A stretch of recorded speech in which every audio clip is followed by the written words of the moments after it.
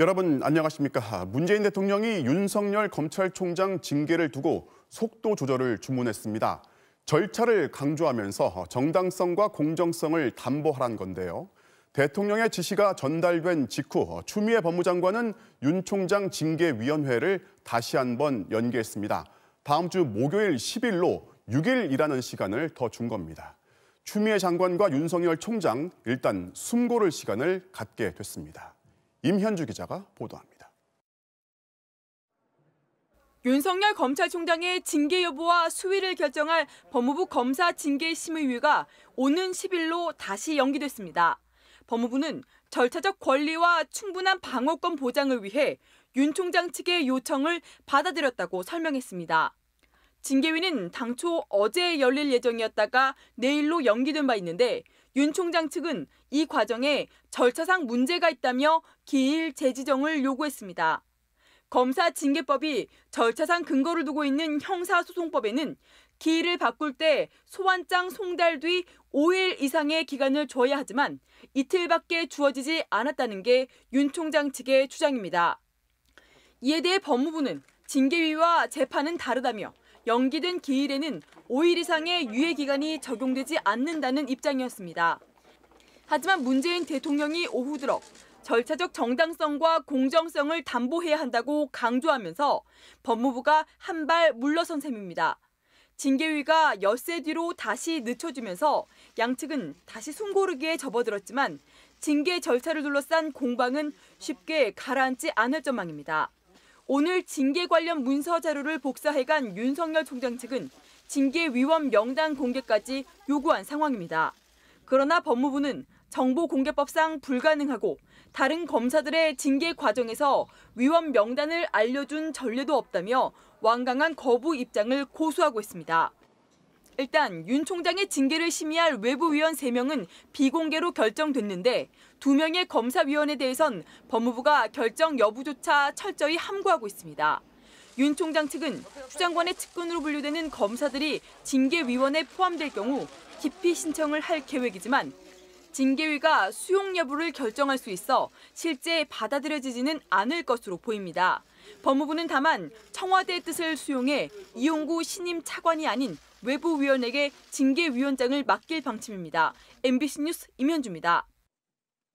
네, 윤석열 총장 징계에 침묵하던 대통령이 왜 절차를 두고 정당성과 공정성을 강조했는지, 과연 속도 조절만 주문한 것인지 아니면 징계 수위도 조절하라는 속뜻이 담겨 있는 건지 청와대 취재기자 연결해서 분석해 보겠습니다. 손병선 기자, 그동안 침묵의 의미를 두고서 해석까지 해야 했는데 문재인 대통령이 오늘 침묵을 깬 이유를 어떻게 봐야 할까요? 네, 사실 문 대통령은 이미 어제 참모진들에게 이런 내용의 발언을 했습니다. 저희도 보도에 들었습니다만 징계위 절차가 공정하고 정당해야 한다. 추미애 장관 사람으로 알려진 이용구 차관도 징계위원장을 맡으면 안 된다. 이런 내용이었거든요. 그런데도 마치 청와대가 이 차관을 속전속결로 임명해서 윤석열 총장 제거 작전 찍어내기에 들어갔다. 이런 보도들이 쏟아지자 대변인이 오늘 공식 브리핑을 자청해서 윤 총장 해임 결론을 정해놓고 밀어붙이는 게 아니다. 이걸 분명히 하려고 문 대통령의 발언을 오늘 다시 공개한 겁니다. 그런데요. 징계위 운영이나 구성 이거는 철저히 법무부 소관이란 말이죠. 청와대가 가이드라인은 없다고 했잖아요. 그런데 공정하게 하라고 지시한 배경은 뭐라고 설명합니까? 네, 이 징계의 최종 관문은 결국 문 대통령의 재가입니다. 대통령이 최종 승인해야 하는 문제인 만큼 그 이전 징계 절차를 최대한 공정하게 해야 안 그래도 윤 총장이 사후에 불복 소송을 내는 등 후폭풍이 예상되는데 뒤탈이 없게 말이 안 나오게 하라는 취지입니다. 이런 메시지를 대통령의 지시라며 공개한 건 사실상 추미애 장관에 대한 공개적인 압박이란 해석도 나옵니다. 한 여권 관계자는 추 장관이 너무 거칠게 일을 처리하다가 부작용이 컸다. 징계위만큼은 절차를 다 거쳐서 하라는 사인을 추 장관에게 보낸 것이라고 설명했습니다. 일단 숨 고르기에 들어갔는데 추미애 윤석열 갈등이 길어질수록 청와대 역시 득이 될 게 없단 말이죠. 그래서 오늘 지시가 과연 속도 조절만 요구한 것인지 아니면 징계 수위 조절도 담고 있는 건지가 궁금하거든요. 네, 청와대는 징계 수위는 징계위가 결정하는 거지 청와대가 정하는 게 아니란 입장입니다. 징계위가 또 한 차례 연기된 걸 보면 해임까지 강행할 것 같지 않다. 아니다. 이참에 절차를 밟으려는 걸 보면 확실히 해임하기 위한 수순이다. 전망은 엇갈립니다. 다만 징계위가 연기되면서 그만큼 정치적 해법을 시도할 시간을 번 측면은 있습니다. 물론 가능성은 적지만 추 장관, 윤 총장 양측의 퇴로를 마련해서 파국을 막기 위한 정치적 해법이 나올 가능성도 배제할 수는 없을 겁니다. 지금까지 청와대에서 전해드렸습니다. 대통령의 주문이 있기 전까지 법무부는 예정대로 내일 징계위를 열겠다는 의지가 강했습니다. 그러면 징계위원회 연기를 결정하기까지 무슨 일이 있었고 앞으로 무엇을 지켜봐야 할지 이번에는 대검찰청 취재기자 연결해서 알아보겠습니다. 자, 이재욱 기자. 법무부가요, 오전까지만 해도 윤 총장이 다시 신청한 연기 신청, 이걸 받아주지 않을 분위기였죠? 네, 법무부는 오늘 점심시간 직후까지만 해도 징계위를 내일 열겠다는 입장에서 전혀 바뀔 조짐이 없었습니다. 오전에 윤석열 총장 측이 다시 기일을 연기해달라는 신청서를 냈지만 그럴 이유가 없다며 요지부동이었는데요. 아침에 이용구 신임 법무차관도 출근길 기자들이 징계위 관련 전망을 묻자 내일 징계위를 연다는 것밖에 모른다며 말을 아꼈습니다. 결국 징계위의 정당성과 공정성을 강조한 청와대의 메시지에 화답하는 형식을 취하면서 나름의 연기 명분을 찾은 것으로 보입니다. 사실 법무부 안팎에선 징계 절차에 대한 정당성 시비가 두고두고 발목을 잡을 수 있다. 이런 우려가 깔려 있었기 때문에 징계위가 다시 연기된 게 차라리 잘 됐다는 시각도 있습니다. 자, 그런데 법무부가 이제 연기를 결정한 이유를 설명하면서 이제 윤 총장 측 요청에 따른 건 아니다. 또 이렇게 설명을 했어요? 네, 법무부는 윤 총장 측의 요청에 따라 연기한 건 아니라고 선을 그었는데요. 형사소송법상 규정을 들이밀며 절차가 잘못됐다고 한 윤 총장 측 주장을 인정하지 않겠다는 뜻으로 읽힙니다. 윤 총장의 방어권을 충분히 보장하기 위해 재연기를 결정했다면서도 징계위원들의 일정을 반영했다는 연기 사유를 덧붙이기도 했는데요.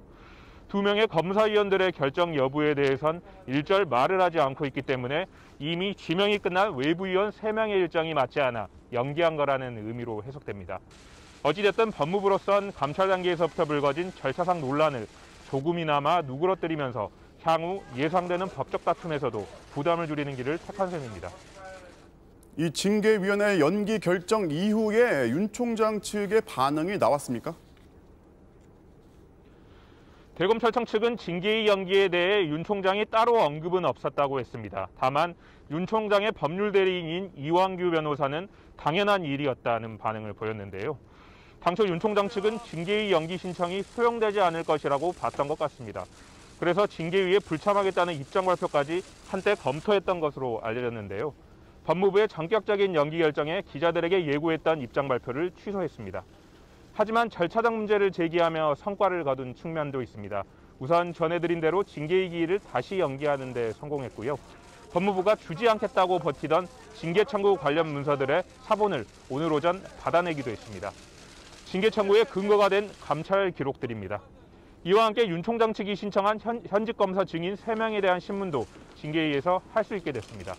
문제는 징계위원 명단 공개 요구인데 법무부도 주지 않겠다는 입장에서 물러날 뜻이 없어 보입니다. 윤 총장 측으로선 명단을 확보하지 못하더라도 이후 법적 대응 과정에서 징계 절차의 부당성을 강조하기 위한 포석인 걸로 보입니다. 지금까지 대검찰청에서 전해드렸습니다. 정치권의 공방은 숨을 고르지 않고 있습니다. 민주당은 윤석열 총장을 넘어 검찰 조직이 갈수록 정치화하고 있다면서 비판 수위를 높이고 있습니다. 국민의힘은 검찰총장 찍어내기가 국제적인 망신을 사고 있다면서 징계 절차를 중단하라고 촉구했습니다. 김재경 기자가 보도합니다. 윤석열 검찰총장이 복귀 직후 곧바로 월성 1호기 원전과 관련한 구속영장 청구를 승인하자 민주당은 격앙됐습니다. 정치적 중림을 잃어버린 검찰 조직의 무모한 행위에 깊은 유감을 표한다며 윤 총장은 정치적 야망을 위해 검찰권을 남용하지 말라고 경고했습니다. 징계의 절차적 공정성을 강조하는 청와대 기류를 감안한 듯 지도부 차원에서 윤 총장 거취를 겨냥하는 건 자제했는데 당내에선 사퇴 촉구 목소리가 계속됐습니다. 이런 마당에 저는 검찰총장을 더 유지한다는 것은 대한민국 검찰의 정치적 중립성 역사를 완전 부정하는 일이다. 다만 한 여론조사에서 처음으로 문재인 대통령 지지도가 40% 아래로 내려앉고 당 지지율도 오차 범위 내에서 역전된 걸 두고 이번 사태에 대한 피로감이 반영된 결과라는 해석도 나왔습니다. 국민의힘은 여권에 윤석열 찍어내기가 국제적 망신을 사고 있다며 중단을 촉구했습니다. 대통령께서 직접 나서서 윤석열 검찰총장 문제를 이 정도 시점에서 중단을 하시는 것이 현명하리라고 저는 판단을 합니다. 또 집권 세력이 원전 수사를 무마하기 위해 전방위적으로 무리수를 두고 있다며 뭐가 두려운 것이냐고 역공했습니다. 이런 가운데 국민의힘 김은혜 대변인이 갈피를 못 잡는 장관, 이제 또 누구를 안고 뛰어내리려 할지 걱정된다며 추미애 장관을 비판한 게 구설에 올랐습니다. 민주당은 고 노무현 전 대통령의 죽음을 빗대 입에 담기에도 참담한 말을 했다며 사과를 요구했는데 김 대변인은 과도한 해석이라고 밝혔습니다. MBC 뉴스 김재경입니다. 네, 지금부터는 수능 관련 소식입니다. 고생했다는 말 한마디로 모자라지만 마스크와 칸막이 속에 오늘 수능 시험을 마친 수험생들 그리고 부모님, 선생님 모두 고생 많으셨습니다. 아예 방역복을 입고 나온 수험생도 있었고 확진된 수험생들은 격리병동에서 시험을 치렀습니다. 요란스러운 응원전이 사라진 대신 이 안쓰럽고 대견한 아이들을 그저 말없이 안아주는 풍경이 유난히 많았습니다. 모두가 처음 경험했던 코로나 수능의 풍경을 이대강 기자가 보도합니다. 이른 아침 마스크를 쓴 수험생들이 하나둘 교문 안으로 들어갑니다. 코로나 감염을 우려해 아예 전신에 흰색 방역복을 입은 수험생도 등장했습니다. 후배들의 요란한 응원 대신 가족들의 차분한 배웅이 이어졌습니다. 일단 시험 잘 봐. 파이팅! 수험생들은 거리 두기를 유지하며 손소독과 발열 측정을 거친 뒤에야 교실로 들어갔습니다. 거리 두기로 띄엄띄엄 배치된 책상. 침방울 차단을 위한 가림막 때문에 좁아진 책상 위에서 수험생들은 내내 마스크를 착용한 채 문제를 풀었습니다. 머리가 아팠어요, 확실히. 계속 하루 종일 마스크를 쓰고 있고 밥 먹을 때만 잠깐 벗다 보니까. 날씨가 추웠지만 매교시 시험이 끝날 때마다 창문을 열고 환기를 해야 했습니다. 쉬는 시간마다 환기를 하다 보니까 약간 추워서 좀 떨리는 것도 있고 재채기도 나고. 코로나19 확진 판정을 받은 수험생 45명은 격리병실 안에서 수능 시험을 봤습니다. 4명의 수험생들이 각각 벽을 보고 함께 배치됐고 레벨 D 방호복으로 무장한 감독관들은 시험지와 답안지를 밀폐된 비닐봉지 안에 넣은 뒤 소독을 했습니다. 확진 수험생들은 쉬는 시간에도 밖으로 나가지 못하고 병실 안에 있는 화장실을 이용했습니다. 특기평가 이런 데 영향이 있을 수 있게 되는데 음악기를 중단을 시키고 저희가 이제 수험 환경에 좀 적절하도록 이렇게 도움을 드리고 있고요. 식사나 이런 부분들은 환자에게 제공되는 이제 영양식. 서울과 인천에선 오늘 새벽 각각 수험생 1명이 확진 판정을 받아 병원으로 긴급 이송돼 시험을 받고 대전에선 시험 감독관 1명이 가족과 함께 확진돼 감독관과 관리요원 31명이 긴급 교체되기도 했습니다. 밀접 접촉자에 대한 분류가 저희들이 안 돼 있으니까 가능한 한 안전을 위해서 이분들을 좀 배제시켜달라고 저희가 요청을 했었고. 자가격리 중이던 수험생 456명은 별도의 전용 시험장에서 그리고 체온 측정 과정에서 의심 증상이 포착된 수험생 160명은 일반 시험장 내에 마련된 별도의 시험실에서 수능을 치렀습니다. MBC 뉴스 이덕영입니다. 시험장에 나오지 않은 결시율도 가장 높았습니다. 수능을 준비하고 시험을 치른다는 게 그만큼 고역이었는데요. 정부는 그래서 올해 수능은 가능한 쉽게 출제했다고 밝혔습니다. 정동훈 기자가 보도합니다. 코로나 1차 대유행으로 한 달 보름이나 늦어진 개학. 처음 도입된 원격 수업은 생소하기만 했고 모의고사도 집에서 풀어야 했습니다. 학교는 문을 열었다 닫았다를 반복했고 수능 시험은 2주나 미뤄졌습니다. 인생의 가장 중요한 시기라는 고3 시절을 수험생들은 몸고생, 마음고생 속에 보냈습니다. 사실 고3이 공부만 하기에도 힘든 시기인데 학교 생활도 제대로 못하고 또 뭔가 이렇게 감염에 대한 걱정까지 이중으로 걱정을 하게 되니까 교육부는 코로나 상황을 감안해 수능 난이도를 예년보다 어렵지 않도록 하는 데 최대한 신경 썼다고 밝혔습니다. 이번 재학생들이 학습에 어려움을 겪었다는 사실을 잘 알고 있고요. 그런 지나치게 어려운 문항, 초고난도 문항은 피하려고 최대한 애썼습니다. 그러나 올해 수능 지원자는 49만여 명. 지난해보다 10% 줄어든 역대 최소였습니다. 그나마 6만 4천여 명이 응시하지 않아 결시율은 13.17%, 역대 최고치를 기록했습니다.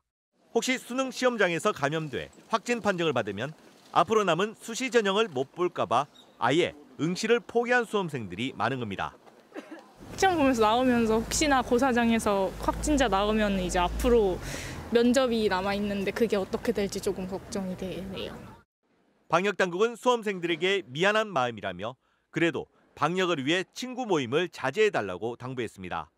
그간 힘들게 공부하고 또 그 지내봤던 시간을 생각하면 오늘 하루만큼은 압박감을 털고 마음껏 즐기시라고 말씀드리고 싶지만 지금의 상황이 그렇지 못함이 안타깝습니다. 특히 60만여 명의 수험생과 학부모가 전국 각지로 이동할 것으로 예상되는 수시 논술과 면접이 또 다른 확산의 고리가 되지 않도록 만전을 기해야 한다고 강조했습니다. MBC 뉴스 정동훈입니다. 자, 오늘 코로나19 신규 확진자는 540명, 오늘도 500명을 넘어섰습니다. 특히 서울과 수도권의 상황이 더 심각해지고 있는데 서울의 신규 확진자는 262명으로 사상 최대치를 기록했습니다. 방역당국은 이런 상태라면 거리 두기 단계를 내리기 힘들다고 전망했습니다. 박진주 기자가 오늘 코로나 상황 정리했습니다. 오늘 오후 서울 동대문구의 한 병원. 지난달 30일 이 병원의 퇴원 환자가 첫 확진됐고 이후 접촉자 조사 과정에서 환자 22명이 무더기로 확진됐습니다. 환자 밀집도가 높았는데도 일부 환자들은 마스크를 쓰지 않았습니다. 4인실과 8인실 구조로 밀접도가 높고 환자들이 마스크를 착용하지 않고 복도를 다니는 등 감염 위험도가 높은 것으로 파악되어 기존 집단 감염이 확인됐던 강남구 콜센터와 중랑구 소재 체육시설, 고려대 밴드 동아리에서도 계속 확진자가 속출하고 있습니다. 오늘 코로나19 신규 확진자는 540명으로 이틀째 500명대. 이 가운데 서울시에서만 하루 만에 69명이나 폭증한 262명의 확진자가 나와 역대 최고치를 기록했습니다. 지난달 27일 이후 다소 감소세를 보이다가 이달 들어 다시 급증하는 모습입니다. 수도권도 419명으로 가장 많은 수치를 보였습니다. 이 때문에 방역당국은 수도권 거리두기 2단계 플러스 알파 종료 시점인 오는 7일 이후에도 거리두기 완화는 사실상 어려울 것으로 보고 있습니다. 거리두기 강화를 통해 겨우 급격하게 증가하던 상승세가 잠시 억제된 상황에 불과합니다. 언제든 폭발적 환자 증가가 가능합니다. 지금은 결코 느슨해질 수는 없는 그런 시기라고 할 수 있습니다. 이런 가운데 정부는 아스트라제네카사와의 백신 계약을 상당한 단계까지 완료한 것으로 알려졌습니다. 영국이 화이자 백신을 승인하는 등 외국의 백신 사용이 가시화되면서 우리 방역당국도 백신 승인에 속도를 내고 있는 것으로 풀이됩니다. 정부는 다음 주 화이자와 모더나 백신까지 포함해 확보한 백신 물량과 접종 계획 등을 발표할 계획인 것으로 전해졌습니다. MBC 뉴스 박진주입니다. 일본은 하루 확진자가 사흘 연속 2,000명을 넘어서면서 의료 붕괴가 시작됐다는 경고가 나왔습니다. 그런데도 여전히 방역은 느슨하고 경기 부양을 위한 여행 장려 캠페인은 중단은커녕 오히려 연장되는 분위기입니다. 도쿄 고현승 특파원이 취재했습니다. 도쿄의 부엌이라 불리는 도요스 수산물 시장입니다. 직원과 상인 중에 확진자가 계속 나오자 시장 측은 3천여 명을モ검사했는데 숨어있던 확진자 69명이 추가로 발견됐습니다.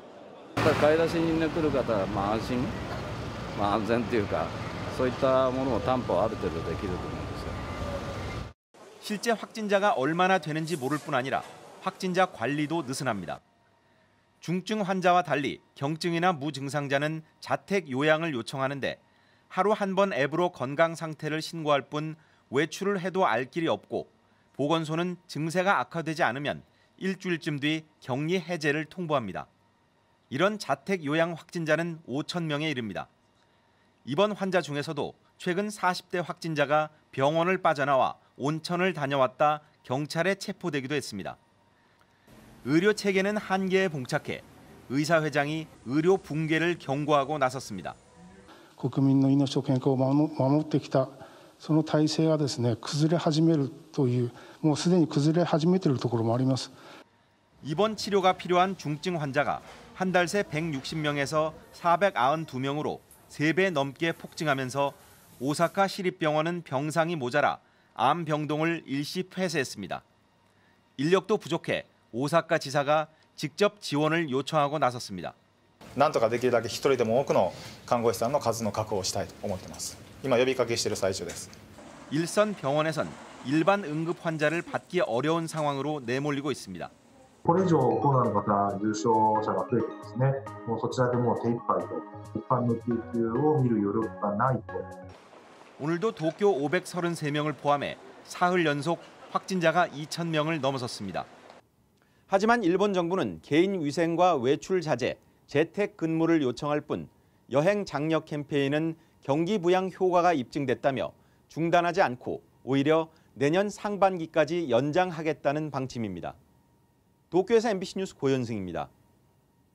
미국에서는 하루 사망자가 3,100명을 넘어서 사상 최다를 기록했고 입원 환자도 10만 명을 넘겼습니다. 백악관은 코로나19 확산으로 의료 체계가 위태롭다면서 긴급 경보를 발령했습니다. 워싱턴 여홍규 특파원이 취재했습니다. 전 세계 코로나19 누적 확진자의 숫자를 색깔로 표시한 지도입니다. 빨간색 원이 클수록 해당 지역의 확진자가 많다는 뜻인데 빨간색으로 온통 뒤덮인 나라가 미국입니다. 국경을 맞대고 있는 캐나다와 확연히 대조됩니다. 중환자실에 누워 산소호흡기를 쓴 채 힘겹게 숨을 쉬고 있는 이 여성은 간호사입니다. 제일 먼저 어머니가 코로나19에 감염됐고 아버지와 본인 그리고 2살 난 딸까지 온 가족이 차례로 감염됐습니다. 아버지는 끝내 숨졌습니다. My mother let her guard down for one moment. One moment. My entire family was affected. 코로나19가 걷잡을 수 없이 확산되면서 통제도 강화되고 있습니다. 뉴욕의 한 음식점에서 경찰이 한 남성을 붙잡아 데리고 나옵니다. 실내 영업을 금지한 규제를 어기고 영업한 혐의로 매니저를 현장에서 체포한 겁니다. 이 소식을 듣고 몰려온 주민들은 당국의 규제에 항의하며 시위를 벌였습니다. These men that own this establishment are just trying to pay their bills and trying to work, just like the rest of us. 10명 이상 모임을 금지한 뉴욕에선 약 400명이 모여 파티를 즐기다 경찰에 적발됐고 확진 판정을 받은 커플이 4살짜리 아이를 데리고 샌프란시스코에서 하와이로 비행기로 이동했다가 기소되는 일도 있었습니다. 백악관은 코로나 감염 위험이 역사적인 최고치에 도달했다며 최고 수위의 긴급 경보를 발령했습니다. 코로나19로 입원한 환자는 처음으로 10만 명을 넘어섰고 미국 병원의 90%가 포화 상태가 됐습니다. 보건당국은 내년 2월까지 코로나19로 45만 명이 숨질 수 있다고 경고했습니다. 워싱턴에서 MBC 뉴스 여홍규입니다. 전 세계가 코로나 백신과 치료제 개발 경쟁을 벌이고 있는 상황에서 북한의 해커들이 제약사들에 대한 해킹을 시도한 것으로 전해졌습니다. 북한 해커 그룹 김숙희가 공격을 주도한 것으로 지목됐습니다. 보도에 나세훈 기자입니다. 북한이 국내외 제약사 6곳에 해킹을 시도했다고 월스트리트 저널이 보도했습니다. 로이터 통신도 3곳을 더해 모두 9곳의 제약사가 공격을 받았다고 전했습니다. 해킹 대상은 백신 상용화를 앞둔 미국 아스트라제네카와 존슨앤존슨, 그리고 국내 셀트리온, 신풍제약 등으로 모두 코로나19 백신이나 치료제를 개발한 업체입니다. 이들 제약사 공격을 주도한 곳으로 김숙희란 해커 그룹이 지목됐는데 미국 정부가 일찍이 북한과 연계된 해커들로 보고 있는 곳입니다. MBC 취재 결과 실제 이번 공격에 사용된 인터넷 주소는 과거 북한 해커들이 사용해온 주소로 공격 프로그램에서도 북한 해커들의 특징이 발견됐습니다. 이번 건은 뭐 거의 100%라고 저는 확신하고요. 기존의 북한 해킹이라고 알려진 코드하고 연결이 되고 IP 유사도도 굉장히 높고. 해킹은 악성 코드를 심은 이메일을 보내거나 가짜 홈페이지를 만들어 직원들의 아이디와 비밀번호를 빼내는 방식이었습니다. 아직 해킹 피해는 드러나지 않았고 국내 업체 4곳 모두 일단 피해가 없다고 밝혔습니다. 시도 흔적은 확인을 했고 별달리 피해 상황은 없습니다. 유사한 일들이 좀 비일비재하죠. 피해 사실이라든지 유출 이런 걸 보니까는 현재까지는 밝혀진 건 없어요. 국정원도 이 같은 사실을 확인하고 지난달 국회에 보고했습니다. 국내 백신 코로나 백신 제약회사도 북한이 해킹 시도를 했다. 근데 잘 막았다 우리가. 다만 이번 해킹 공격이 제약사의 백신과 치료제 정보를 빼내기 위한 것인지 돈을 요구하기 위한 것인지는 확인되지 않았습니다. 북한은 국제 프로그래밍 대회에서 6연승을 거두는 등 어려운 경제 상황 속에서도 IT 등 과학기술 분야의 성과를 강조해왔습니다. 지난 8월 미국 정부가 북한 해킹에 대한 경보를 발령하자 사실 무근이라고 발끈했던 북한은 이번 제약사 해킹 보도에 대해선 별다른 입장을 내놓지 않고 있습니다. MBC 뉴스 나세웅입니다.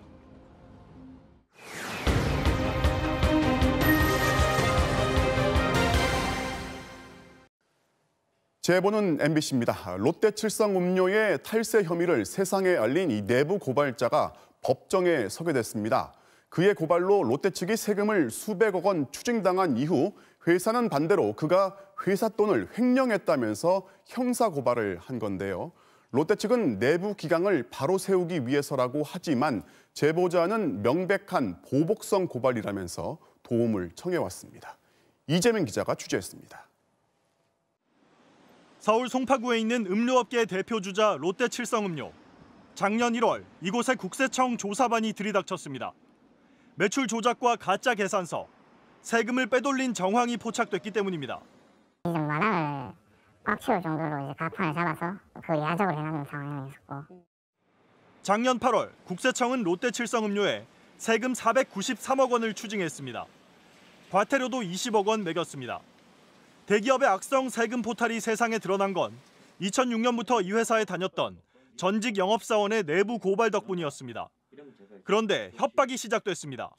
담당 과장 와갖고 제보 때문에 회사에서 가만두지 않겠다고 하더라. 조심해라. 고소장까지 날아왔습니다. 하루 이틀 지나갖고 경찰청 조사관이 전화가 왔더라고요. 고소당했다고. 김 씨가 판매 대금 1억 원 정도를 가로채 개인 빚을 갚는 데 썼다는 게 고소 이유였습니다. 회사 측 주장이 근거가 있는지 추적해봤습니다. 먼저 김 씨는 절대 개인 빚이 아니었다고 밝혔습니다. 회사의 비정상적인 영업 관행이 만들어낸 기형적인 회계 처리였다고 설명합니다. 전산상 농협이라고 입력하고 실제로는 도매점에 팔라며 그렇게 안 하면 우리만 바보 된다. 실적을 못 채우면 지점장이 불려간다는 회사 측의 압박. 결국 영업사원들은 가짜 실적을 만들고 개인 돈으로 채워 넣었다고 합니다. 전산으로 판매했는 걸로 다 입력이 되어 있고 개인 돈으로 그 미수를 처리해야 되는 거죠. 악수안이 이제 반복이 되는 거죠. 판매를 멈추지 않는 이상. 실제로 이런 문제를 속속들이 알고 있는 회사 측이 돈을 갚아준 사례도 있었습니다. 재작년에도 영업사원들이 판매 압박으로 생긴 빚을 감당할 수 없다고 호소하자 사측은 3억 6천만 원과 1억 원가량을 대신 내줬습니다. 그땐 회사가 책임을 졌지만 이번엔 달랐습니다. 달라진 게 있다면 내부 고발을 하기 전과 후라는 차이뿐입니다. 회사 임원도 와서 손해 없도록 해주겠다. 법적으로 할 생각이 없다. 그리고 난 뒤에 저는 보복이라고밖에 안 보여지죠. 롯데 측은 2년 전 돈을 갚아준 건 직원의 협박 때문이라고 밝혔습니다. 김 씨가 미수금과 대출금을 주지 않으면 국세청 등의 판매 자료를 갖다 주겠다고 해 어쩔 수 없었다는 설명입니다. 재벌 기업이 영업사원 한 명의 음해에 못 이겨 어쩔 수 없이 돈으로 입막음을 했다는 뜻일까? 회사 측은 법적 조치를 위한 내부 기강 확립이 필요하다면서 보복 소송은 절대 아니라고 강조했습니다. 김 씨가 재취업을 요구하는 등 문제가 있어 지난해 6월부터 법적 조치를 준비했었다고 했습니다. 불법을 바로잡기 위해 용기를 냈던 전직 영업사원은 공룡기업과의 싸움에 지쳐가고 있습니다. 제가 수차례 얘기했어요. 저 진짜 죽을 것 같다고. 너무 힘들다고. 지금 저한테 남는 거는 그냥 실직에 아직 제가 1억 넘게 빚을 갖고 있거든요. 롯데칠성음료는 내부 고발자를 파렴치범으로 몰아세우며 법정에 세우기 위해 초대형 로펌 변호사들을 선임했습니다. MBC 뉴스 이재민입니다. 한쪽을 누르면 바로 옆이 부풀어 오르는 이 부동산 풍선 효과, 이번에도 어김이 없었습니다. 경기도 김포를 규제하니 바로 옆 파주가 또 부산을 누르자 울산의 집값이 역대 최고폭으로 올랐습니다. 이준희 기자입니다. 경기도 파주의 한 아파트. 두 달 전 이 아파트 전용 면적 102제곱미터 39평형을 2억 9천만 원에 사기로 계약한 A씨는 이사를 2주 남기고 황당한 말을 들었습니다. 집주인이 집값을 5천만 원 더 주지 않으면 계약을 파기하겠다고 한 겁니다. 다시 내놓으면 한 5천, 6천을 더 받을 수 있다는 거죠. 근데 5천만 원이 그게 네 집이 애 이름이냐고요. 5천만 원을 갑자기 어디서 구하냐고요. 이미 중도금을 냈는데도 계약을 무르자는 집주인까지 있습니다. 중도금을 입금을 했다. 그랬더니 나한테 얘기도 안 하고 입금했다고 막 이러면서 우리 변호사 살 거니까 아주 끝까지 해보자. 2주 전 김포시가 규제지역으로 지정됨에 따라 파주시가 서울 인근에선 유일한 비규제 지역이 되면서 벌어진 일입니다. 파주 아파트값은 2주째 1% 넘게 올랐습니다. 상승폭도 커지는 추세입니다. 2억대 후반, 3억대 초반이 원래 가격들이었는데 이제 부르는 거는 4억 넘어서 불러요. 5억까지. 수도권만이 아닙니다. 2주 전 규제지역 지정 이후 부산 해운대와 대구 수성구 아파트값 상승폭이 절반 이하로 떨어지는 동안 비규제 지역인 울산 남구 상승폭은 거의 2배가 됐고 창원 성산구도 고공행진을 이어가고 있습니다. 대출, 세금, 청약을 중심으로 다양한 규제 정책을 발표했음에도 꾸준히 상승 추세를 그리면서 규제의 내성이 생기고 있는 국면입니다. 서울 전셋값이 75주 연속 상승세를 이어간 가운데 전세난에 떠밀린 3040 세대가 강북의 중저가 아파트를 사들이면서 올해 강북권 아파트값은 12년 만에 처음으로 강남권 상승률을 앞지른 것으로 나타났습니다. MBC 뉴스 이준입니다. 전세난 해소를 위해서 정부가 호텔 개조형 주택에 이어서 오늘은 공공전세 주택을 공개했습니다. 임대주택은 원래 월세가 기본이지만 정부가 질 좋은 주택을 최장 6년까지 살 수 있는 전셋집으로 공급하는 건데요. 집 안팎 환경과 입지까지 박종욱 기자가 따져봤습니다. 경기도 수원의 한 신축 오피스텔, 방 3개, 화장실 2개에 전용 75에서 81제곱미터 규모로 1층엔 아이들 돌봄 센터가 들어서고 가구당 한 대씩 주차도 가능합니다. LH가 지난 6월 세대당 2억 8천만 원 정도를 주고 매입한 곳인데 원래 임대료는 보증금 1,200만 원에 월세 30에서 44만 원 수준. 전세로 전환하면 1억 8천만 원으로 인근 아파트나 주상복합에 비하면 절반에 불과합니다. LH는 이 집과 비슷한 면적의 신축 주택이 곧 공공전세로 공급될 것이라고 설명했습니다. 안전이나 이런 것들도 이제 아파트 수준의 모든 시설들을 갖추고 있습니다. 단지형이 아니라는 그런 차이만 있고 실내 내부 같은 경우는 일반 아파트 수준의. 정부가 새로 도입한 공공전세는 입지 좋은 도심에 넓은 신축 주택을 사들여 최장 6년까지 전세를 주는 제도입니다. 매입 단가도 서울 평균 6억 원, 최고 8억 원으로 대폭 올려 눈 높은 중산층 가족 수요까지 흡수한다는 계획입니다. 전세가는 시세의 90% 이하로 소득과 관계없이 무주택자 누구나 신청할 수 있습니다. 다만 대상 대부분이 오피스텔이나 빌라인데다 내년 서울 물량은 3,000호 정도여서 전세난 해소 효과를 장담하긴 쉽지 않습니다. 위치나 주택의 노후화 이런 거 보면은 꽤 매력적인 상품이거든요. 이제 문제는 물량이 충분한 거냐라고 하는 건 약간 의구심이 나. 여기에 서울 평균 빌라 가격이 3억 원 정도인 걸 감안하면 최대 8억 원짜리 비싼 집을 공적으로 구입해 전세를 주는 게 적절하냐 논란도 있습니다. 이에 대해 국토부는 공공전세는 당장 시급한 수요를 고려한 2년간의 한시적 제도이니만큼 기존 공공임대와는 다를 수밖에 없다며 매입 단가를 이례적으로 높인 것도 그런 이유라고 설명했습니다. MBC 뉴스 박종욱입니다.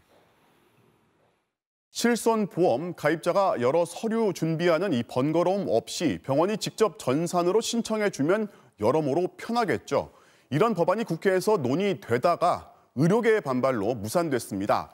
정치권이 유독 의료계, 특히 의사들이 반발하면 정책을 포기하는 이유는 대체 뭔지 다시 한번 궁금해집니다. 노경진 기자입니다. 얼마 전 다리를 삔 함승희 씨. 실손보험금을 청구하려고 서류를 떼어보니 10장이 넘습니다. 부당에다가 영수증에다가 이거 세부 내역서 2장. 이렇게 뗀 서류는 대리점을 직접 방문하거나 일일이 사진을 찍어 전송해야 합니다. 번거롭다 보니 진료비가 얼마 안 되면 아예 청구를 안 하는 경우도 많습니다. 우리들도 정말 불편해요. 소액 같은 건 잘 청구 안 할 때도 많아요. 보험사도 부담스럽긴 마찬가지. 접수된 서류를 일일이 수작업으로 전산에 입력해야 하기 때문입니다. 이 때문에 소비자 단체는 물론 보험업계도 병원이 바로 전산을 통해 보험금을 청구할 수 있도록 제도를 바꿔줄 것을 요구해왔습니다. 최근 IT 기술의 발전에 힘입어 금융 서비스들이 계속 편의성이 제고되고 있는 상황에서 보험업계도 보험가입자의 편의 제고를 위해 국회에서 입법 논의도 급물살을 탔습니다.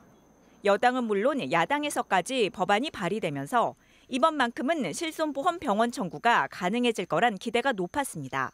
반드시 이 법이 통과돼서 국민들이 편하게 실손보험을 청구해서 국민들의 편익을 증대시키는 것이 가장 중요하다고 생각합니다.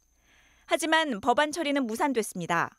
의사협회가 성명서를 내고 법안 저지 투쟁을 예고한 가운데 최대집 회장은 직접 국회 정무위원들을 찾아가 반대 논리를 폈습니다. 법안이 처리되면 병의원 업무가 과중해지고 개인 의료 정보가 유출될 수 있다는 주장이었는데 시민단체의 생각은 다릅니다. 병의원들이 직접 실손보험 청구를 하다 보면 건강보험심사평가원 전산망에 그동안 숨겨왔던 소득이나 과잉 진료가 노출될 수 있기 때문이라는 겁니다. 의료계가 반발하는 것은 그 비급여 부분의 투명성 강화될 경우에 자신들이 과잉 진료 내지는 비급여 소득이 노출될 것을 우려하기 때문에 그런 것으로 소비자 이익에 반하는 행동으로 생각이 됩니다. 소비자와 업계의 바람이 또다시 좌절되면서 실손보험 청구 간소화법은 빨라도 상임위 배정이 바뀌는 2년 뒤에나 논의가 가능해졌습니다. MBC 뉴스 노경재입니다. 지난 여름 최악의 산불을 겪었던 호주. 올해도 46도를 웃도는 기록적인 더위로 고통받고 있습니다. 지난 한 달 동안 60건이 넘는 화재가 잇따랐고 유네스코 세계 자연유산으로 등록된 세계 최대 모래섬은 6주 만에 절반가량이 잿더미로 변했습니다. 한수영 기자가 취재했습니다. 코알라 한 마리가 스프링클러 앞에 앉아 허겁지겁 목을 축입니다. 마치 샤워라도 하는 듯 온몸에 열을 식힙니다. 코알라라는 이름 자체가 물이 없다는 뜻일 정도로 물을 먹지 않는 동물이지만 폭염이 지속되면서 물을 찾아 서식지를 떠나 농가까지 내려온 겁니다.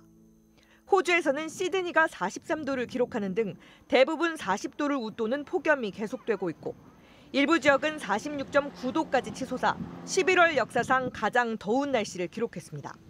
폭염이 심한 동부 지역엔 화재 경보가 발령됐고 한 달 넘게 곳곳에서 60여 건의 화재가 발생했습니다. I smelt it first. I saw a bit of smoke. So I ran inside, let everyone know. Then we let the neighbours up the street know, next door neighbours. 200여 종의 희귀한 야생조류와 동물들이 사는 세계 최대의 모래섬, 프레이저 섬도 거대한 화마에 휩싸였습니다. 6주 동안 계속된 불로 8만 헥타르, 섬의 절반이 잿더미로 변했습니다. We've been reporting that 50% of the island has been affected by the fire, and we're probably not seeing the end of it yet. 관광객들과 리조트에서 일하는 직원들은 긴급히 대피했고 섬은 폐쇄됐습니다.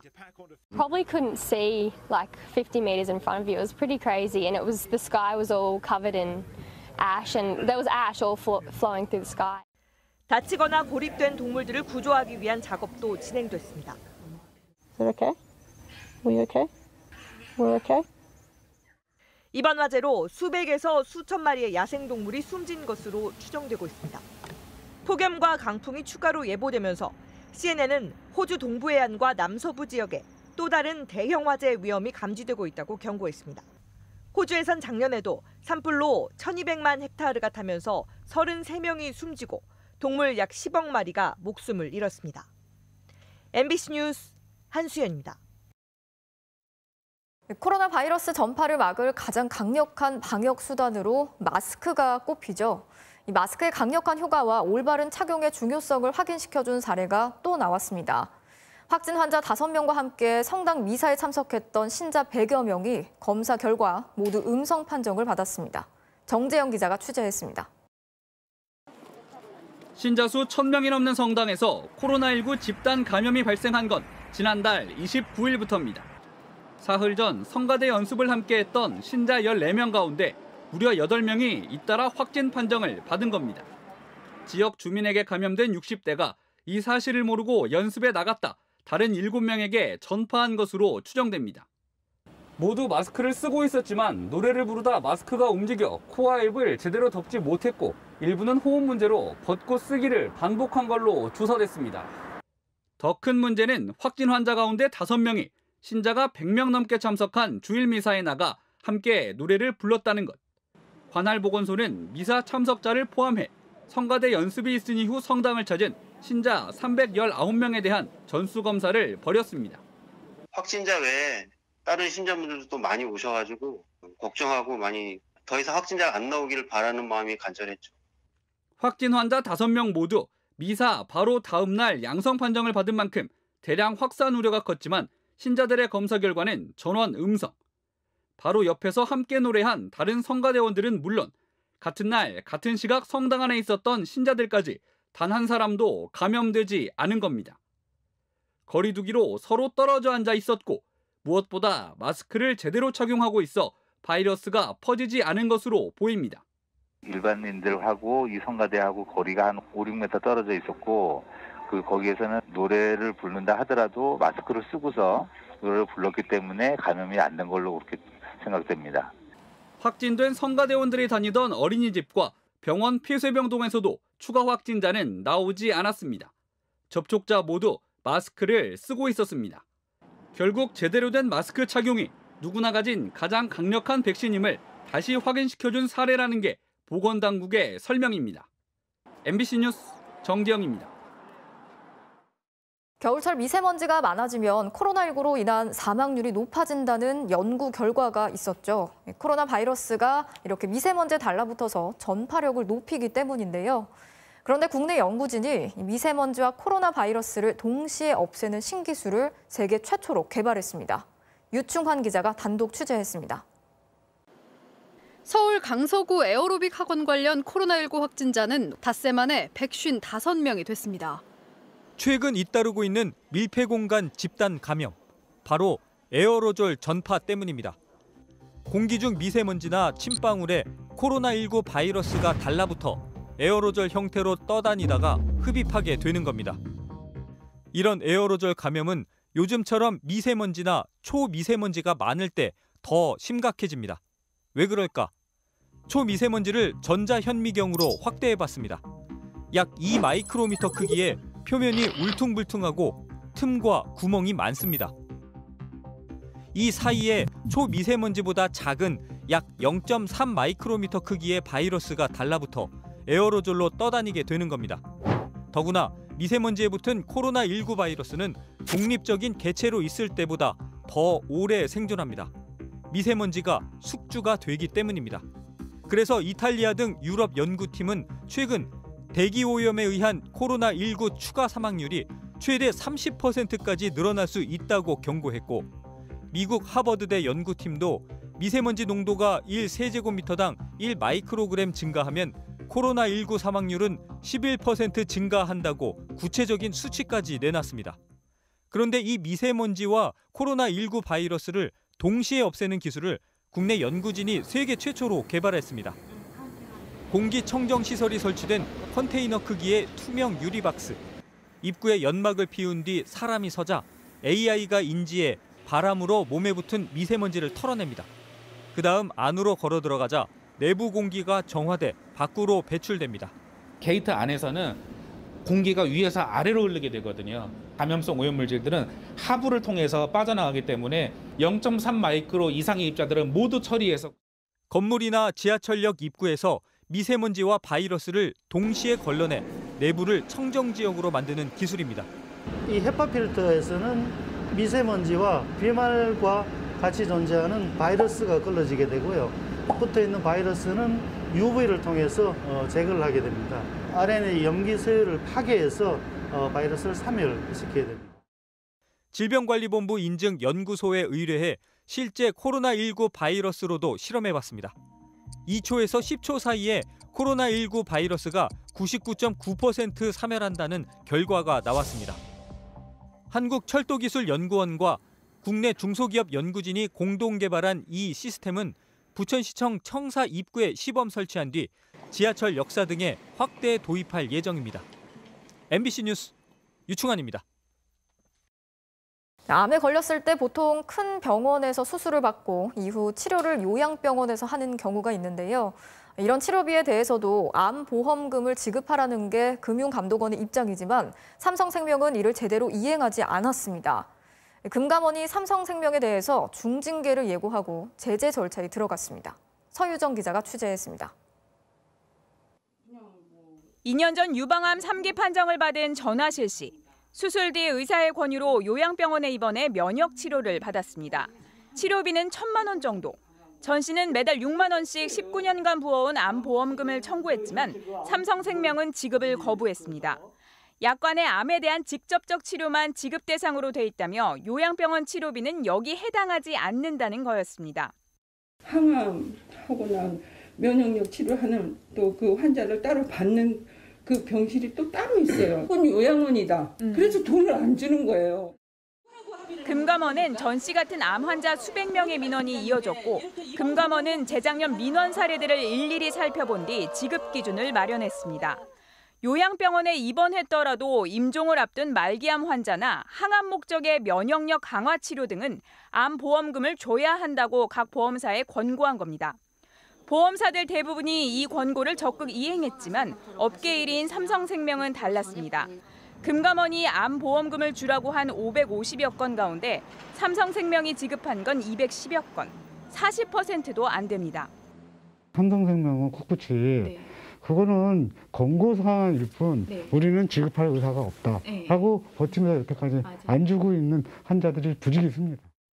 근데 저희는 워낙 건수도 많고 다양하기 때문에 금감원은 어쨌든 무조건 다 지급을 해야 된다는 입장이신 것 같고 저희는 지급이 어렵다 이런 입장인 분들이 아직 계시고 금감원은 오늘 삼성생명에 대한 징계를 논하는 제재심의위원회를 열었습니다. 앞서 이미 중징계에 해당하는 기관 경고 조치를 통보해 놓은 상태입니다. 삼성생명은 자신들에게 유리한 판례도 있다며 금감원이 징계를 내리더라도 금융위원회가 확정할 때까지는 공식 입장을 내지 않겠다고 밝혔습니다. MBC 뉴스 서유정입니다. 넘실대는 파도와 복숭아 6마리의 학이 그려진 12폭의 화려한 병풍입니다. 조선 후기 궁궐 행사 때 사용되던 해악 반도도 병풍인데요.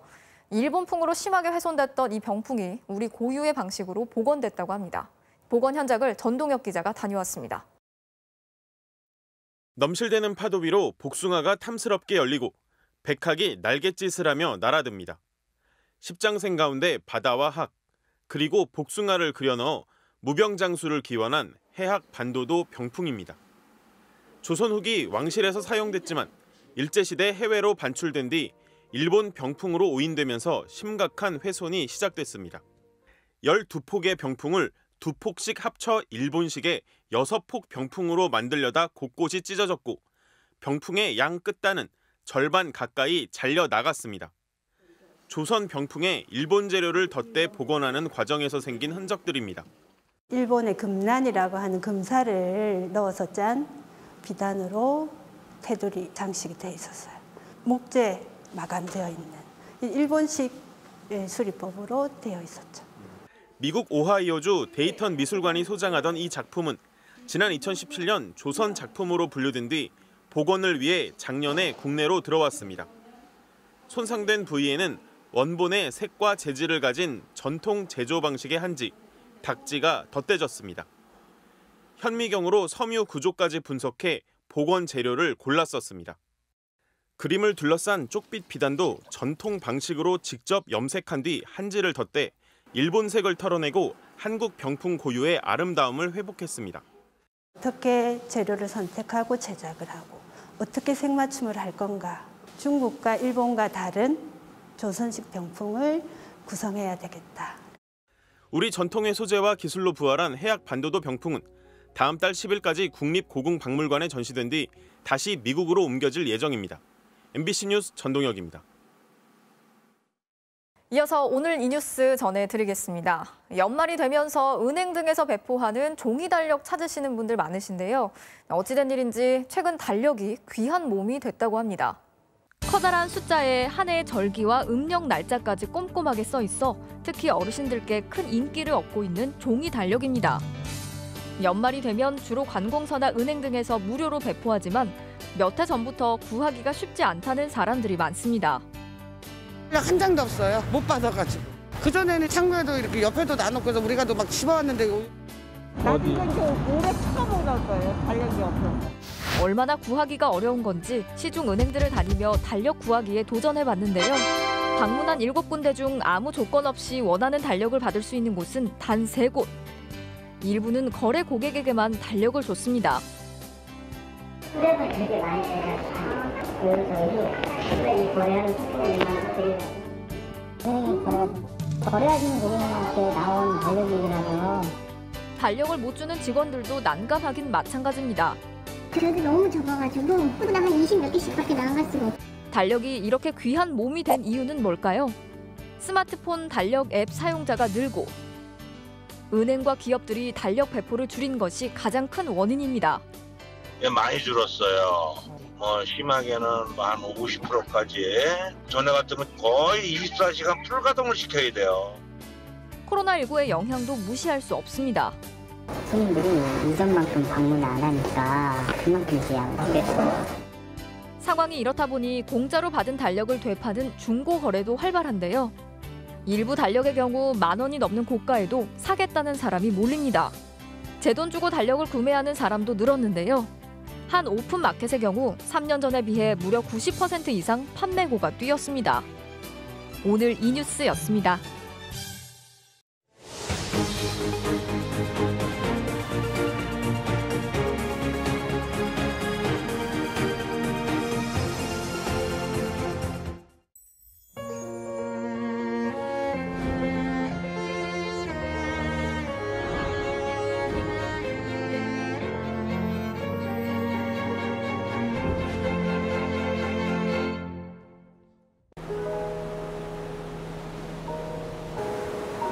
포안도는 잊혀진 섬이죠. 불과 몇십 년 전까지만 해도 이 섬에서 독립운동을 했다는 사실을 말할 수 없던 시대가 분명 있었거든요. 누군가는 알려야 한다고 생각했습니다. 독립운동의 흔적을 쫓는 김동우 작가, K9과 함께 서안도를 가다. 더 K9. 내 마음속 3대 신용카드, 엄카, 법카, 그리고 밥카. 쓸 때마다 밥이 되는 카드. 배민 현대카드. 눈이 심심할 때, 마음이 출출할 때, 웃음이 고플 때 멀리 갈 필요 뭐 있나요? 어서 오세요. 24시간 컨텐츠 스토어 웨이브입니다. 웨이브. 파우제. 세상의 소음을 지우고 마음의 소리를 듣는다. 잠시 멈춰가라고. 예술적 휴식가전. 파우제. 치매를 겪는다는 건 한시도 걱정을 놓을 수 없고 가족의 일상까지 엉망이 되고 무엇보다 이 상황이 언제 끝날지 알 수 없다는 것. 그런 당신 입장에서 보니 단지 보험금이 다가 아니더군요. 아버지! 그래서 라이나 생명은 치매 환자와 가족을 지속적으로 케어하는 서비스를 만들어갑니다. 당신보다 중요한 혁신은 없습니다. 라이나 생명.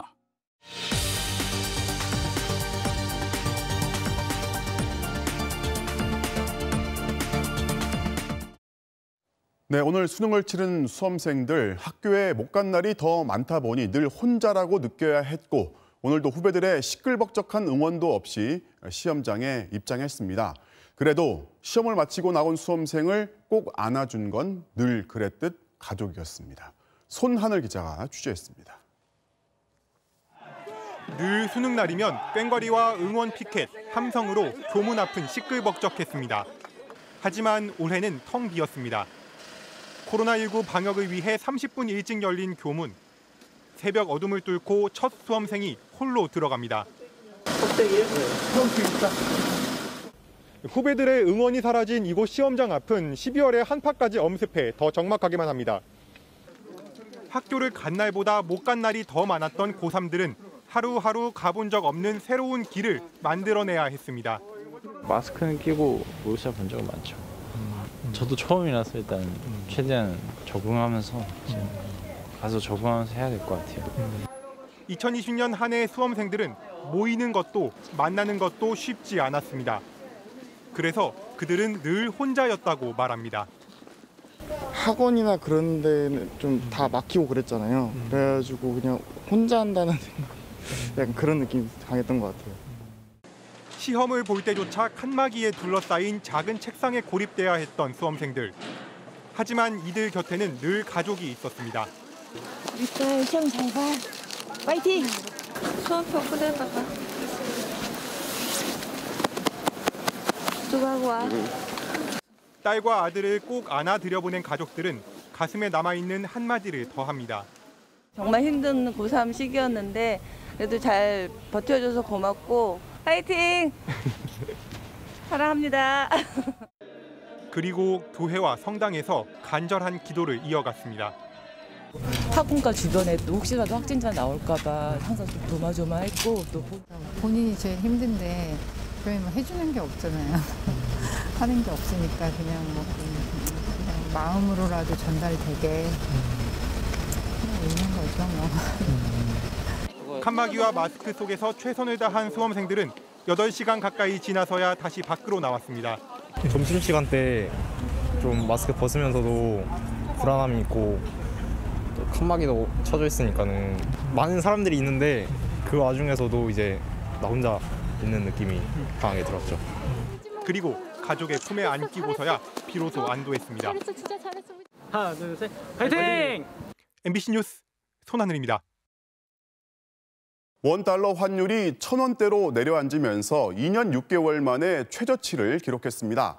1달러를 1,100원도 안 주고 살 수 있는 그만큼 원화의 가치가 높아졌다는 얘긴데요. 우리 경제에는 어떤 영향을 주는 건지 김민찬 기자가 설명해 드립니다. 오늘 서울 외환시장에서 마감된 원달러 환율은 1,097원.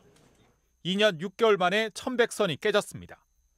코로나 위기 초반이던 지난 3월 1,285원까지 올랐을 때와 비교하면 200원 가까이 내린 겁니다. 미국 바이든 정권이 들어서면 경기 부양을 위해 대규모로 돈을 풀 거라는 전망 속에 코로나 백신으로 경기 회복에 대한 기대까지 높아지면서 달러 약세가 가속화한 영향입니다. 우리 수출이 좋아진 것도 역할을 했습니다.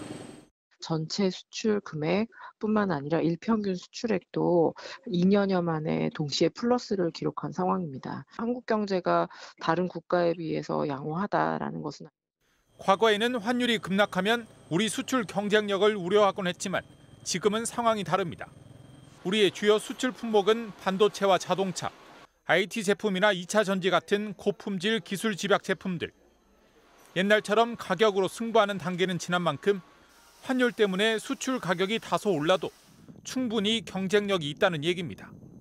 과거처럼 뭐 전통적인 어떤 수출군에서 많이 벗어나고 있고 품목의 다변화가 어느 정도 좀 경쟁력이 있는 부분으로 질적인 측면이라든지 변화를 하고 있기 때문에 전문가들은 원화 강세가 내년 상반기까지 이어질 것으로 보고 있습니다. 코로나 백신 개발로 세계 경기가 좋아지면 달러나 금 같은 안전 자산에 몰렸던 돈이 신흥국으로 이동할 거란 전망에서입니다. 원화 강세는 주식 시장까지 달고 외국인들이 대거 매수에 나서면서 코스피 지수는 사흘째 사상 최고치를 경신했고 코스닥도 2년 7개월여 만에 900선을 회복했습니다.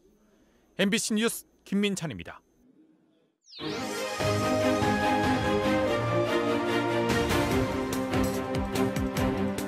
정치적 참견 시점, 오늘도 정치팀 김재영 기자와 함께 하겠습니다. 첫 번째 소식 볼까요? 네. 6번째 자가격리 끝, 이젠 입법의 시간인데 민주당의 이낙연 대표 오늘 자가격리가 끝났는데 이번이 6번째였다고요? 예, 이 대표가 열흘여 만에 국회로 복귀했습니다. 올해 들어서만 벌써 6번째, 2달 걸러 한 번 꼴이니까 적은 횟수는 아니죠. 네. 어떤 일들 때문이었는지 정리해봤습니다. 네.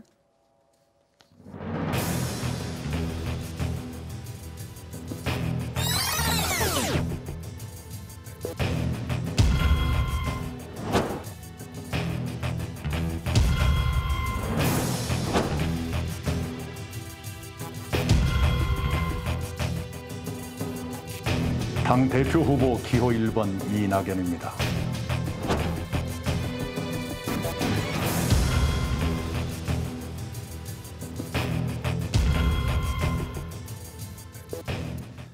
집권 여당의 대표라는 지위도 있다 보니 조금만 의심되는 상황에도 더 철저하게 예방 수칙을 따른 측면도 있었다라는 설명인데요.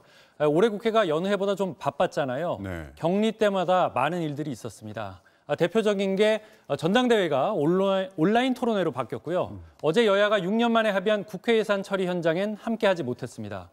코로나 검사도 한 10번쯤 받은 것 같다고 했다가 방송 직전에 자기가 세어보니까 한 8번이더라라고 확인해줬는데 이게 검사를 받을 때 좀 아프답니다. 네. 그런데 그런 피로감이나 고통보다는 현장에 있지 못했다는 아쉬움이 가장 컸다. 이런 소회를 전하기도 했습니다. 자, 일정이 많다 보니까 이제 격리도 자주 됐는데 네. 오늘 복귀하고 다시 바빠졌어요.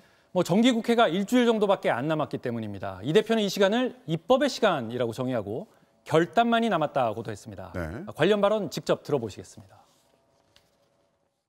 제일 바쁜 때 제가 자리를 비워서 몹시 미안합니다. 집에서 텔레비전을 통해서 슈퍼 예산을 여야 합의로 또 6년 만에 법정 시한을 지키면서 처리하는 광경을 감동적으로 봤습니다. 이제 입법의 시간입니다. 국정원법, 경찰법, 공수처법 개정안도 반드시 매듭을 지어야겠습니다.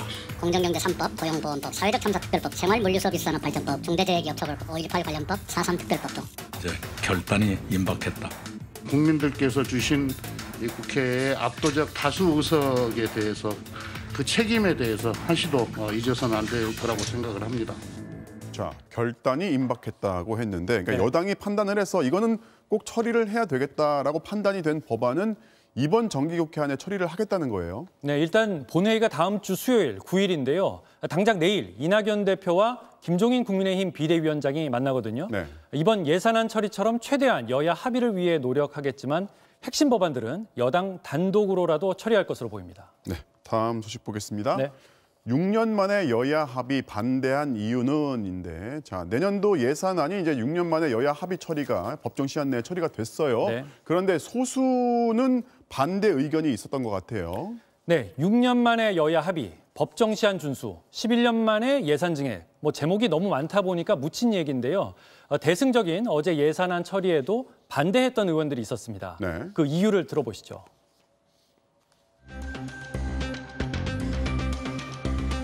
우리 국민의힘의 야당의 여러 가지 그 합리적이고 또 적극적인 협조에 대해서 감사.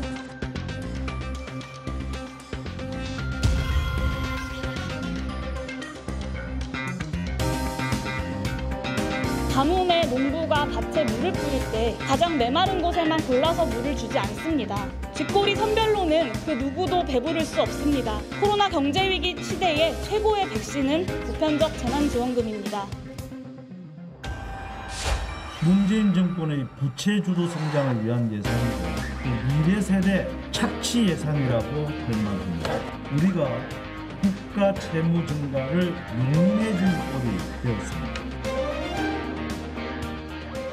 자, 정리하면 용 의원은 전 국민 재난지원금 지급을 위해 예산을 더 늘렸어야 한다는 이유로, 서 의원은 국민 부채가 너무 많이 늘어서 예산을 줄였어야 한다며 정반대의 이유로 각각 예산안에 찬성하진 않았습니다. 그리고 이제 여권이 특히 공들이고 있는 사업들이 있는데 얼마씩 배정됐는지 좀 볼까요? 네, 일단 긴급재난지원금으로 3조 원이 배정이 됐고요. 네. 백신 구입에 9천억 원이 편성됐습니다. 네. 또 논란이 됐던 동남권 신공항 관련해서 자료조사비로 20억 원이 책정이 됐고요. 또 국회 세종의사당 관련해 설계비가 117억 원이 증액 배정됐습니다. 네, 오늘은 여기까지 듣겠습니다. 지금까지 김재영 기자였습니다.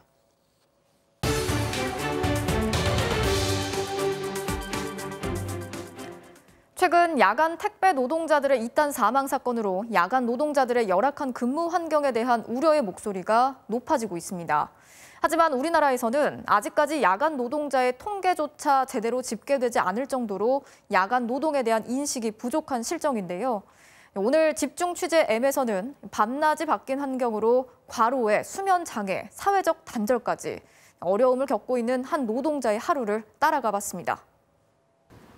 오후 7시, 전재희 씨는 파주의 집을 나섭니다. 남들이 퇴근하는 시간에 출근한 지도 벌써 1년 6개월째. 어느새 어둑한 출근길이 익숙합니다. 아무래도 낮과 밤이 바뀌어서 처음에는 뭐 조금 그랬는데 어차피 뭐 이제 제가 일을 가진 이상. 사장님 안녕하세요. 포장 좀 하겠습니다. 순댓국 2인분. 출근 전 시장에 들러 직장 동료들과 함께 먹을 야식거리를 챙깁니다. 식구들이 많아서 좀 많이 주세요. 식구들 같이 많이 먹어야 하니까. 잘 먹을게. 전 씨가 버스 정류장에서 누군가를 기다리는데요. 바로 퇴근하는 아내. 낮에 식품회사 생산직에서 근무하는 아내와 하루 중 유일하게 얼굴을 마주보고 이야기할 수 있는 시간입니다. 유지도 나갔더라고. 나갔어? 나갔어. 그 감자국물 남은 거에다가 조금 말았는데 그거 좀 쉰 거 같더라. 쉬었어. 근데 속은 괜찮아. 얼른 또 올라가. 5분도 안 되는 짧은 대화 후 전 씨는 서둘러 출근을 위해 지하철을 탔습니다. 전재희 씨는 서울역에서 야간 청소 노동자로 일하고 있습니다. 아이고, 손님 오셨어요. 잘 쉬셨어? 도착 후 옷을 갈아입고 청소 도구들을 챙기고 출근 일지까지 적고 나면 어느새 업무 시작 시간입니다. 안전, 파이팅! 파이팅! 오늘은 제일 먼저 역 광장 청소에 나섰습니다. 광장 구석구석을 돌며 비에 젖은 종이 상자를 줍고 숨어있는 담배꽁초도 놓치지 않습니다. 거세진 빗줄기에도 청소는 계속됐습니다. 이어진 역사 청소. 이용객들 사이사이를 돌며 쓰레기를 쓸고 컵을 줍고 바닥 청소를 합니다. 이렇게 전 씨가 쉴 틈 없이 청소하며 걷는 걸음만 하루 약 3만여 보. 청소를 시작한 지 채 2시간도 안 돼 전 씨의 이마는 땀에 젖었습니다. 쫓아오시고 힘드시죠? 네. 이렇게 빨리빨리 하지 않으면 전반적인 업무를 할 수가 없어요. 오전 12시. 앞으로 2시간 반 동안이 야간 청소 노동자들에게 주어진 법정 휴게 시간입니다. 졸음이 쏟아지지만 쉽게 잠이 오지 않습니다. 더 자야 하는데 오히려 잠깐 잠드는 게 일어날 때 많이 더 잠에서 덜 깨서 그렇지 더 피곤하더라고요. 그렇다고 낮에 쉽게 잠들지도 못합니다. 잠자는 시간을 놓쳐버리면 잠이 잘 안 오더라고요. 전화가 울린다든가 중간중간 깨기 때문에 그게 이제 깊게 자지는 못하죠. 많이 자면 한 4시간에서 5시간. 덜 자면 뭐 한 3시간, 4시간. 그렇게 자면 머리가 무겁죠. 형님 방불 좀 꺼요. 네. 이날도 전 씨는 눈만 감은 채 휴식을 취했습니다. 야간 노동자 대다수는 전 씨처럼 수면장애에 시달립니다. 야간 전담 근무 간호사 10명 중 8명이 수면장애를 겪고 있다는 통계도 있습니다. 잠을 자야 된다는 압박감이 있기 때문에 오히려 더 그게 잠을 더 안 오자는 요인이 좀 되더라고요. 수면제 같은 것도 처방받아가지고 같은 먹고 그래요. 밤에는 쉬고 낮에는 일하는 생체 리듬이라는 게 있는데요.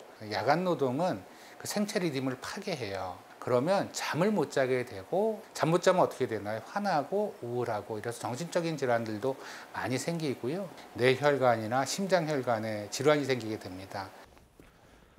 이진영 씨는 지난 10월 야간 근무 중 자신이 운전하던 택배 트럭에서 심정지 상태로 발견됐습니다. 환자분은 덤프트럭 차 안에 운전석에 앉아 계셨고요. 이제 호흡이랑 맥박이 없는 걸 확인한 뒤에 이 씨도 야간 노동자들의 고질적인 문제인 수면장애에 시달렸습니다. 방에 보면 안방에 커튼도 이제 다 달아드리고 문도 이제 다 닫아서 자게끔 했는데 밤하고 낮하고 이제 바뀌다 보니까 많이 잠을 못 주무셨습니다. 거기에 더해진 과로. 보통 이제 10시에 이제 출근을 하셔가지고 부산이라든지 이제 광주로 해서 근무를 나가셨습니다. 집에 오시면 아침 9시에서 11시 돌아가실 한 3주 전인가 2주 전에 저녁을 먹으면서 장인어른이 처음으로 힘들다 하면서 살이 한 3에서 5kg 정도 이제 빠졌다고. 유족들은 평소 건강했던 이 씨의 죽음이 아직 믿기지 않습니다. 며칠 전에도 이제 저희 딸내미가 일기를 썼거든요. 할아버지 보고 싶다고 그런 이제 일기를 썼더라고요. 그걸 이제 보니까 참 마음도 많이 아프고. 야간 노동으로 인한 사회적 단절도 흔히 겪습니다. 야간 노동의 어떤 불규칙한 특성이 그런 사회관계를 좀 불편하게, 좀 다르게, 좀 어렵게 하는 요인이 되고요. 잠을 충분히 자고 싶어하는 남편의 이해와 가정생활을 꾸리는 와이프와 또는 뛰어놀려고 하는 이제 아이들의 이해가 서로 이렇게 달라지면서 불화의 이제 원인이 되기도 하고. 새벽 2시 30분. 동료와 새벽밥을 먹은 전 씨는 다시 역사 청소에 나섰습니다. 이용객들의 출입이 통제되는 4시까지는 못 치운 역사 곳곳을 청소합니다. 어두운 기차 플랫폼에서는 크고 작은 사고를 조심해야 합니다. 아이고, 이런 또 위험하게 평이 깨졌네. 주변이 어둡잖아요. 저희들은 이 안에 내용물을 알 수가 없으니까 무심코 하다가 뭐 찌르는 경우도 있고 그래서.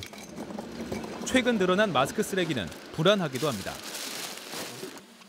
이용객들의 통제가 풀려 조금씩 붐비기 시작하는 역사. 이제 근무를 마무리할 시간입니다. 오늘 비와서 고생 많이 하셨죠? 다 젖었어, 다 젖었어. 고생하셨습니다. 안전하게 마감을 해서 좋고요. 뭐 고객들 좋아하실 것 같고 뿌듯합니다. 힘들어도 뭐 가장이니까 또 해야죠. 24시간 불 꺼지지 않는 나라 대한민국.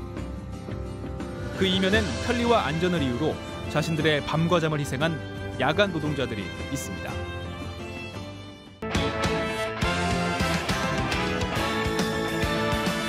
목요일 밤 스포츠 뉴스입니다.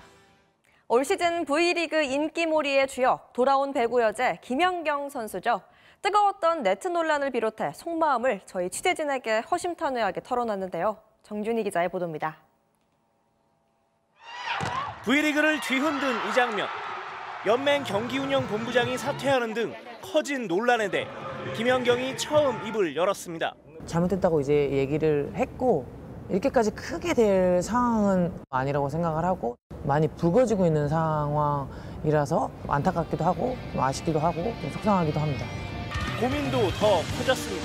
내 모습을 안 보여드리면 아쉬워하시는 부분들이 있는 거고 또 너무 과도한 액션을 했을 때 또 불편해하시는 분들도 있으니까 이걸 어떻게 11년 만에 돌아온 국내 무대. 처음엔 대표팀 절친들을 상대로 승부욕을 끌어올리기가 쉽지 않았습니다. 인사라든지 이런 거를 안 하려고 수지가 저기 있구나. 아 우리 혜진이가 저기 있네. 그러면 안 되잖아요. 양효진을 어떻게 하면은 내가 박살내버릴까 막 이런 생각을 해야 되는데 게임 때는 좀 게임 모드로 하려고. 그래도 김연경은 역시 배구 여제였습니다. 공격 성공률과 서브 에이스 1위를 질주하는 기량도, 팀 분위기를 띄우는 넉살도 여전합니다. 웃을 수 있게 돼서 너무 좋은 것 같고. 쌍꺼풀 제스처 계속 쓰실 겁니까? 아니, 쌍꺼풀 예. 수술을 좀 해가지고 수술을 좀 크게 해야 되나. 신인 시절 흑역사까지 즐겁게 추억할 여유도 생겼습니다. MBC 분리집도 나가는 거야? 아 미치겠네 흑역사. 귀엽다. 네 너무 말랐네. 지금 이때 운동 안 했나? 흥국생명의 개막 10연승을 이끈 김연경. 모레 라이벌 GS 칼텍스와의 경기에서 여자부 최다인 15연승에 도전합니다. 전투력이 생기는 팀들은 몇 팀 있기는 합니다. GS. 그렇죠. GS가 강한 팀인 거는 사실 맞는 것 같아요. 재밌게 전개가 되는 것 같아서 열심히 하고 있죠. MBC 뉴스 정준입니다. 최지만 선수가 조건 없이 방출될 거라는 현지 언론의 전망을 뒤엎고 템파베이에 잔류하게 됐습니다. 이번 포스트 시즌의 환상적인 일루 수비를 비롯해 인상적인 활약을 펼쳤던 최지만 선수. 당초 재정이 열악한 템파베이가 논텐더, 이른바 조건 없는 방출로 FA 선수로 풀어줄 거라는 전망이 있었지만 메이저리그 공식 홈페이지는 오늘 템파베이가 최지만을 비롯해 연봉 조정 신청 자격을 지닌 7명을 잔류시키기로 했다고 보도했습니다. 현지에선 최지만이 올 시즌 연봉의 2배 정도 되는 160만 달러 이상을 받을 것이란 전망이 나오고 있는데요. 구단 홈페이지에 깜찍한 최지만 선수의 영상을 올린 걸 보면 벌써 좋은 분위기가 감지되네요. 수험생분들 정말 고생 많으셨습니다. 계절이 계절인 만큼 공기가 무척 차가우셨죠. 내일 아침에는 더 추워지겠는데요. 특히 지도에 짙은 푸른색으로 표시된 지역은 영하 10도를 밑돌겠습니다. 대관령이 무려 영하 11도까지 떨어지겠고요. 서울도 영하 4도 등으로 내륙 대부분 지방이 영하 5도 안팎까지 낮아지겠습니다. 동해안 지방에 길게는 일주일 넘게 건조특보가 이어지고 있는 가운데 하루 만에 서울 전역으로도 특보가 확대됐습니다.